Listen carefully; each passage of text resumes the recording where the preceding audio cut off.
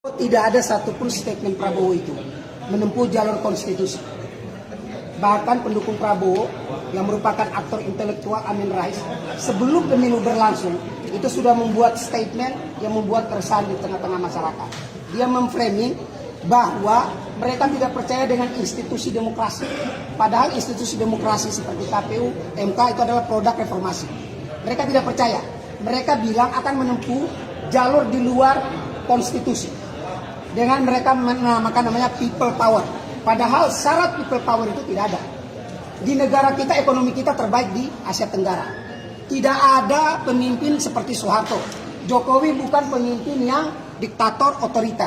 Jadi syarat-syarat demokrasi itu tidak terpenuhi. Dan intinya adalah, syarat-syarat people power, intinya adalah kerusuhan yang mereka ciptakan 2122. Tidak ada satu pernyataan sikap dari Prabowo mengatakan bahwa ketika kami kalah, kami akan menempuh jalur konstitusi. Tidak ada. Setelah kerusuhan itu sudah terjadi dan rakyat sudah tahu siapa di balik kerusuhan 2122, yaitu adalah kelompok 02, baru buru-buru Prabowo dengan kedok konstitusi ya mencoba cuci tangan untuk masuk menempuh jalur konstitusi di MK. Ini kita melihat akal-akalan daripada kubu Prabowo ya.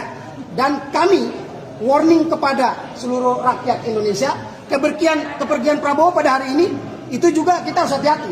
Ada dua kemungkinan, bisa terjadi seperti tahun 98 kabur ke Jordania.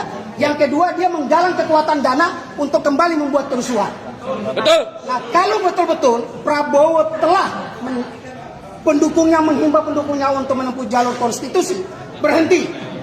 Kami minta kepada pendukung 02 untuk berhenti menebar hoax. Ya, kami minta untuk kembali membuat provokasi-provokasi sebelum kami hilang kesabaran. Ya, yang kedua, berhenti melakukan ancaman-ancaman ya kepada kawan-kawan pro demokrasi, terutama kepada kawan kami Adian Apitupulu. 98 ini ingat ya, kami menawarkan jalan tengah untuk bangsa ini.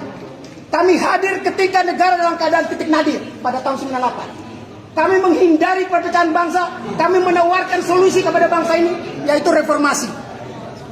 Kami berhasil menggulingkan rejim otoriter Soeharto. Jadi kalau ukuran hanya Prabowo cendana, kami sudah terjun ke melawan.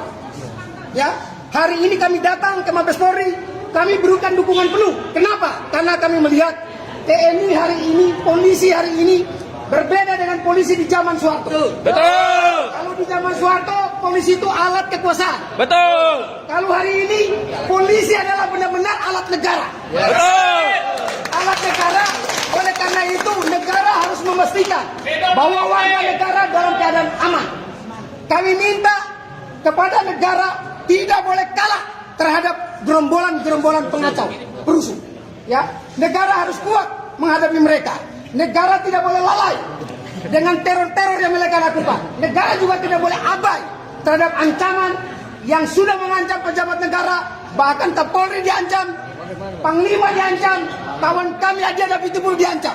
Oleh karena itu, sekali lagi kami tegaskan, kami RNA aktivis 98 akan berada di front terdepan, menjaga nation state, menjaga bangsa ini. Karena kami melihat ancaman ini tidak semata-mata karena persoalan pilpres, tapi ini semata-mata persoalan ancaman terhadap negara, ancaman terhadap kebangsaan kita. Karena ada tiga kekuatan besar, saya ulangi, satu adalah kekuatan yang haus kekuasaan, yaitu Prabowo and the gang.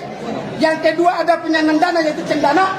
Yang ketiga ada HTI yang ingin merubah dasar negara, dan di belakangnya ada teroris, ada ISIS. Jadi itu yang kami harapkan. Sekali lagi kami datang untuk memberikan dukungan penuh kepada Kepolisian Republik Indonesia.